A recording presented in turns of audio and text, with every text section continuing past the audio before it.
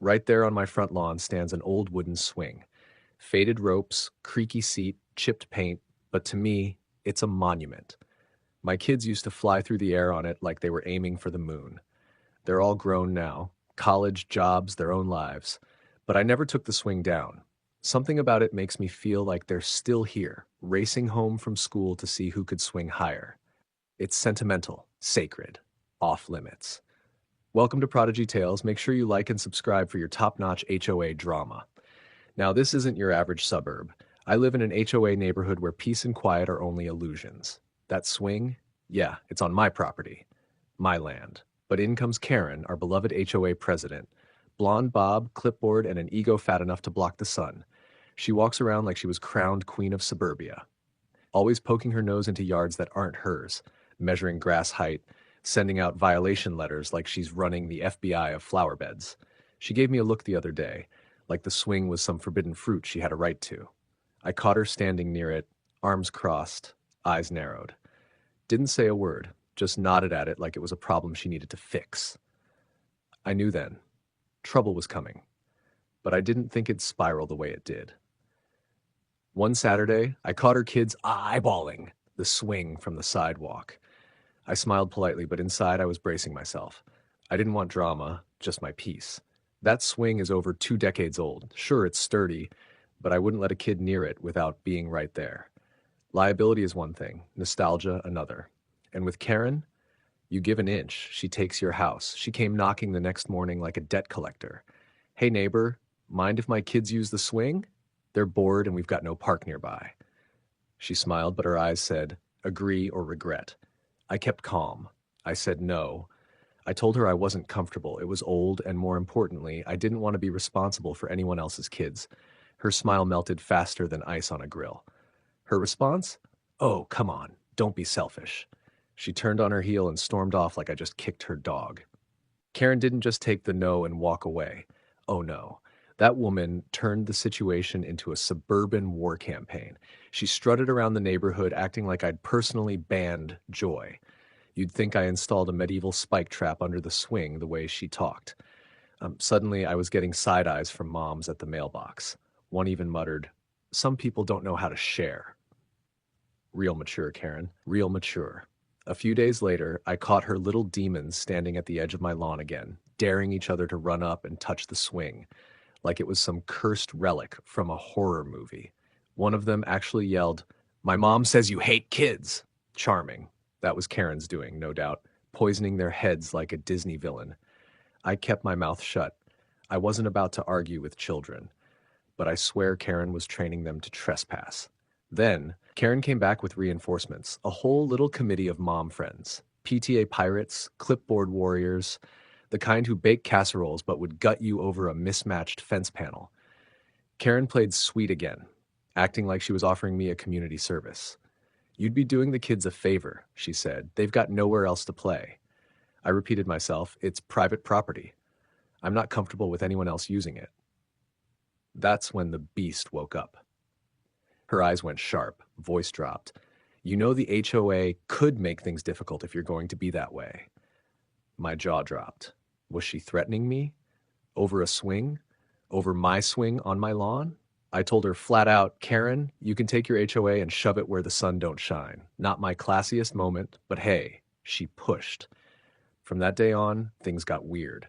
She started patrolling the sidewalk in front of my house like a security guard, always walking the dog at weird hours, except the leash was empty. Her kids kept circling like hawks, and I had a gut feeling, deep and cold, that she wasn't done. This wasn't just about a swing. Karen wanted control, and she hated being told no. I didn't know it yet, but she was about to do something unforgivable. It was a Tuesday when I came home early from work. I'd spilled coffee on my shirt and decided the rest of the day could burn. Pulled into the driveway, and there they were, Karen's kids, on my swing. Laughing, swinging like monkeys, one of them trying to jump off midair. My blood pressure did a backflip. I slammed the car door so hard the echoes shook the trees. Karen was nowhere in sight, no supervision. Just her pack of sugar-charged little daredevils treating my lawn like a public playground. I stormed over, voice calm but tight. "Where's your mom?" They froze. The girl shrugged and said, "She said it's okay. She said this is ours now." "Ours?" I nearly lost it right there. I made them get off. No yelling, just firm. They ran off down the street, one of them yelling something about telling mommy. Perfect. So I waited. 10 minutes later, here comes Karen marching down the sidewalk like she's in a parade. She didn't even pretend to be civil. You scared my kids, she snapped. They have every right to be here. I told you, your swing is a community hazard, and if you're not going to let kids use it, then maybe we'll vote to have it removed. My mouth dropped. Removed? This woman was out of her suburban mind. Karen, I said, you do not own my land, and if your kids trespass again, we're going to have more than a swing to worry about. She scoffed and walked off like I was a joke. That night, I couldn't sleep. I sat at the window like a watchdog. 1 a.m., porch light off, I saw a flicker of movement by the swing. A small figure darting across the lawn. I couldn't believe it. She was sending her kids there in the middle of the night. The next morning, I bought a set of motion sensor security cameras and floodlights, installed them myself. Front yard, side fence, right over the swing. Clear view, HD, time-stamped. Karen wasn't just breaking boundaries, she was stomping all over them with dirty boots. I didn't say a word to her, just waited, because if she came back, I'd have her to rights, recorded, date-stamped, and bulletproof. It happened on a blazing Friday afternoon. I was working late at the office, wrapped up in spreadsheets and stress, when my phone buzzed. Notification from the camera app, motion detected, front lawn. I opened it absent-mindedly, half expecting to see squirrels or a mailman, but there she was, Karen, strutting across my lawn like she owned it, phone in one hand, Starbucks in the other, not even pretending to look after her kids. 2 of her gremlins ran straight for the swing. One hopped on like it was a roller coaster. The other gave a running push that sent it flying high. Karen? She was sitting on the edge of my flower bed, scrolling through Facebook.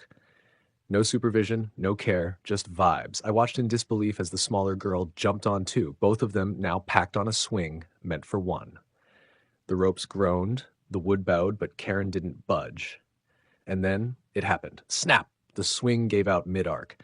Karen's daughter went airborne. The other screamed. I sat there frozen as the camera captured her crashing down onto the lawn, arms flailing, face twisted in panic, before landing hard. A sickening thud. The camera caught it all. Karen screamed, dropped her phone, and ran over, her voice shrill and panicked. I could see her trying to lift the girl, but the child was crying, holding her leg. Something was very, very wrong. Then came the sirens. An ambulance pulled up right on my grass. Paramedics rushed in. I arrived just minutes later, my stomach in knots. My swing, my lawn, my nightmare. Karen looked up at me, red-faced and furious, as if I had thrown the kid off the swing myself. "This is your fault," she barked. "That swing shouldn't have been there." I blinked at her.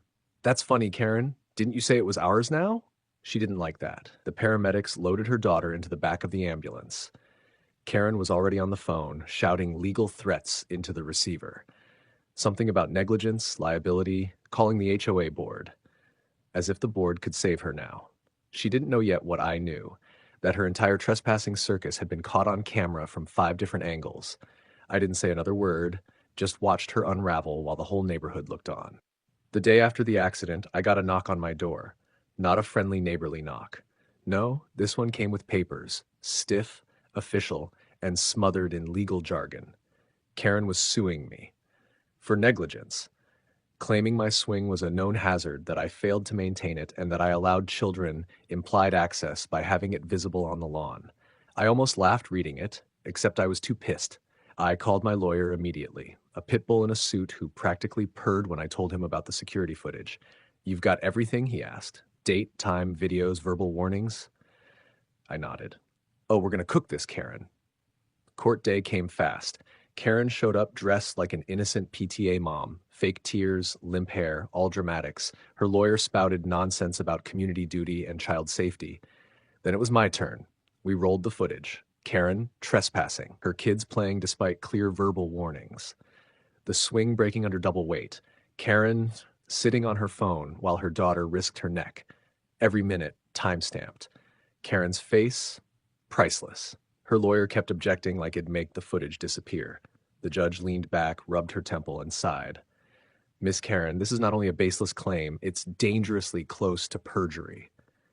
Karen muttered something about community spirit before the judge shut her down. You disregarded the homeowner's warnings. You brought your children onto private property without permission. You were negligent. Case dismissed. Now here's the kicker. After the trial, my lawyer leaned over and said, we could sue her for trespassing, property damage, emotional stress, hell, throw in defamation. He was ready to pounce. But as I watched Karen shuffle out of the courtroom, eyes red, defeated, dragging her purse like it weighed 1,000 pounds, something in me paused. I thought of her daughter, probably still on crutches, of all the crap Karen brought on herself, the humiliation, the whispers, the HOA finally questioning her position. I didn't say a word, just turned to my lawyer and said, let her go. She's already paying enough. He blinked. You serious? Dead serious. Sometimes the best revenge is watching someone dig their own grave and handing them the shovel. The end.